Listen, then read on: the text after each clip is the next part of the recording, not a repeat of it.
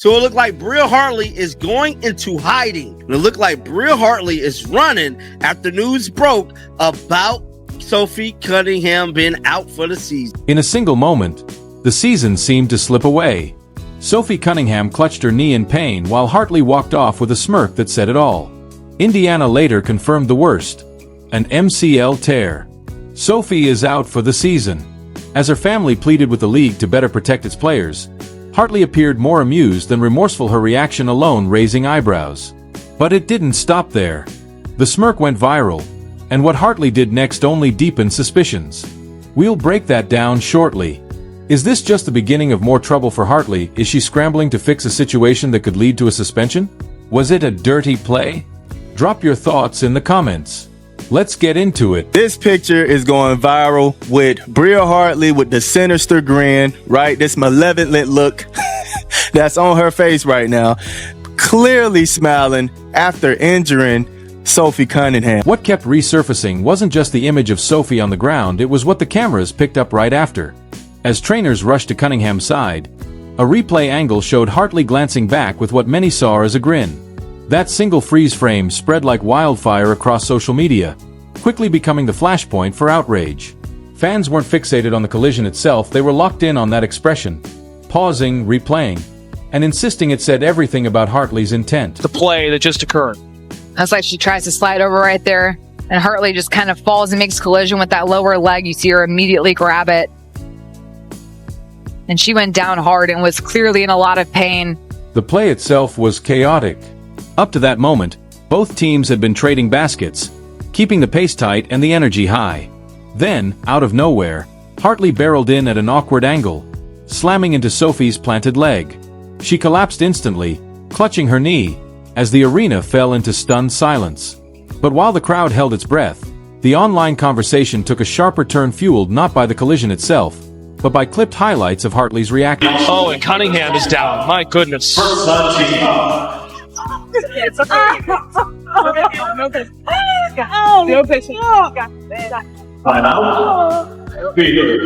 Should be.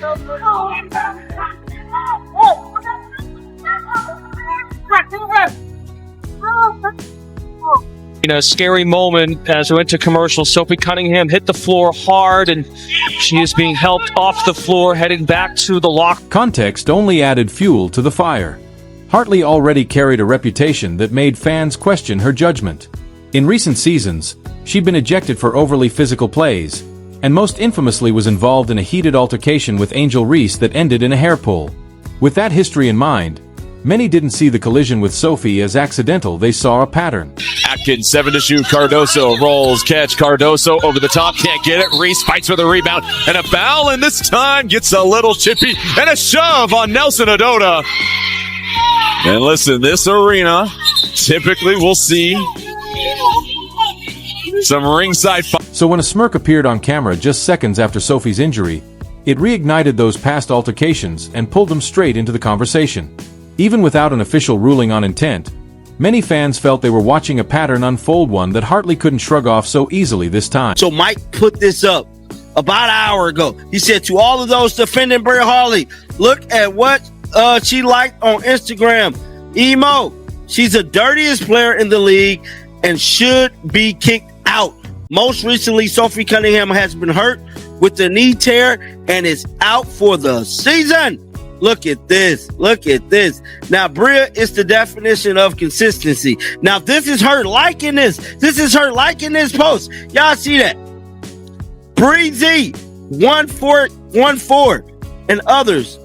Bria is the definition. She's liking this post. Look at this. Death taxes and Bria Hartley always being at the scene of the crime.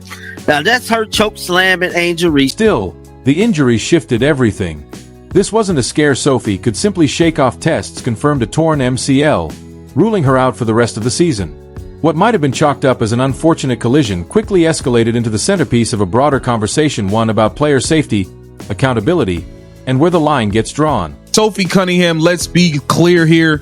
Sophie Cunningham was targeted. Let's be very, very clear here. But Sophie Cunningham was flat out targeted by a dirty play. And yet, Before any official league statement dropped, it wasn't analysts or referees leading the outrage, it was Sophie's own family. Feeling like they had no choice but to speak out, their reaction raised a deeper, more uncomfortable question. Why did the responsibility to demand protection fall on them, instead of the officials who held the whistle? What made the moment even more striking was how quickly her family responded, stepping into the void where many expected the league or refs to lead. The most visible voice was Sophie's sister, Lindsay, whose post on X gained immediate traction. She wrote, "Maybe you should focus less on fining players for commenting on your poor officiating and more on hiring officials that can call a consistent game and protect your athletes." Pathetic. Her words hit hard, not just as a sister defending family, but as someone echoing frustrations players and fans had been voicing all season long. Maybe you should focus, her sister. Maybe you should focus less on fining players for commenting on your poor officiating and more about hiring officials that are capable to call a consistent game and protect your athletes. Pathetic. Praying for you. The only good thing positive surrounding Sophie Cunningham coming out of this game, she looked in good spirits in the locker room. The sting behind Lindsay's words hit even harder, knowing Sophie had already been fined earlier in the season for criticizing officiating on her podcast and social media. That context gave Lindsay's post extra weight, highlighting what many saw as backward priorities, players facing real financial penalties for speaking out while questionable contact on the court often went unchecked. In that light, her message wasn't just about Sophie's injury, it was a pointed critique of a deeper, ongoing disconnect between the league's stated values and the way games were actually being officiated. Bria Hartley deserves zero benefit of the doubt. And Sophie Cunningham's family not too happy. I believe this is Mama C. Hartley is a disgruntled player having trouble everywhere she goes. She's playing mean and plays out of control. Looked out of control to me. Their mother, Paula Cunningham, added fuel to the fire with a blunt message of her own, calling Hartley disgruntled and plain mean. Though she later deleted the post, coming from someone so personally invested in Sophie's well-being gave the criticism a weight that social media commentators couldn't match. Fans saw it as confirmation that the suspicion around Hartley's reaction wasn't just imagined, it was deeply felt by the family closest to the injured player. Once the message was deleted, it spread even faster, with screenshots circulating and sparking renewed debate about intent, accountability, and whether frustration voiced so openly by a player's family might finally push the league to act more decisively. Indiana Fever fans wake up pissed off today. Pissed off. Not only are we getting assaulted, but they're smiling about it. This is the 6th time they've smiled, laughed, and cheered on our Indiana Fever players getting assaulted, getting injured. And it pisses me off. Meanwhile, the refereeing itself stayed under scrutiny. Critics questioned not only the collision but also the delayed stoppage of play once it was clear Sophie was injured. That night became another example in an ongoing debate about officiating standards, echoing complaints from players and coaches throughout the season about inconsistent calls from game to game. The Cunningham family's comments reflected what many around the league have been saying openly: the lack of reliable officiating standards leaves players exposed to unnecessary risks. Making all kind of excuses to say that Bria Hartley is not a dirty player. Let me tell y'all something, man. Come on in here. Come on in here, man. Let me tell y'all something. If it quacks like a duck, walks like a duck, eats like a duck, it's a duck, man. Come on, man. She is the dirtiest player in the WNBA right now, winning the trophy. All right? Winning the trophy for it. Don't sit here and try to tell me Bria Hartley is not a dirty player. As the conversation intensified, attention naturally shifted to the league's leadership. Fans and family members alike called on Commissioner Kathy Engelbert and the WNBA office to establish clearer protection protocols and stronger accountability when referees miss critical moments. Media outlets quickly picked up the story, framing it as part of a larger debate about both safety and leadership in the WNBA. While Sophie's family voiced their anger and the league faced mounting questions, the Indiana Fever still had to finish the night on the court. What happened next was a reminder of how a season can flip in a single evening, not just because of what was lost, but because of the resilience that followed. I'm so proud of you. I'm proud of you. I'm proud of you. I'm so proud of you guys. I know that sometimes it sounds like just a word when we talk about being resilient, but it's not, man. It's how we live. Yeah. It's how y'all live, and it's a tribute to you. It's a tribute to your connectedness, your togetherness, your toughness, your mindset. You never give up gritty attitudes. Like, that's what it takes. That's what it takes. And At halftime, a comeback seemed impossible. Indiana trailed by 21, their offense sputtering and defense overwhelmed by Connecticut's quick rotations. Broadcasters framed the night around survival, not victory. Fans braced for a blowout. But inside the huddle, something shifted. The team closed ranks, adjusted rotations, and leaned on grit rather than panic. Kelsey Mitchell was the centerpiece of that turnaround. She exploded after the break, finishing with 38 points, 34 of them in the second half and overtime, along with 6 assists.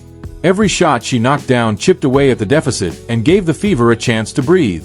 Her performance carried weight, not just statistics. we will never be counted out because that is worth gold. That is worth gold.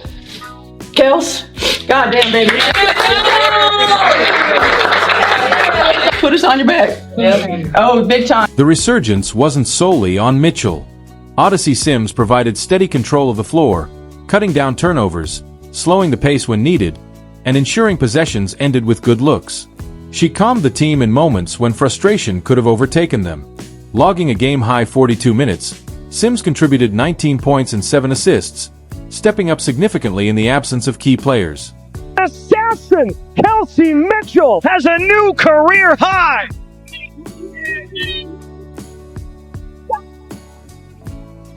Backdoor Mitchell bouncing in the paint for 2.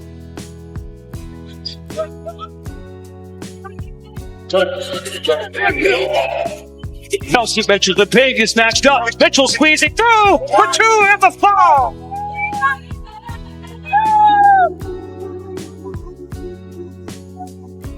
Fouls on the other end. It's Mitchell launching it. Aaliyah Boston dominated the paint, posting a double-double that provided Indiana the balance they needed.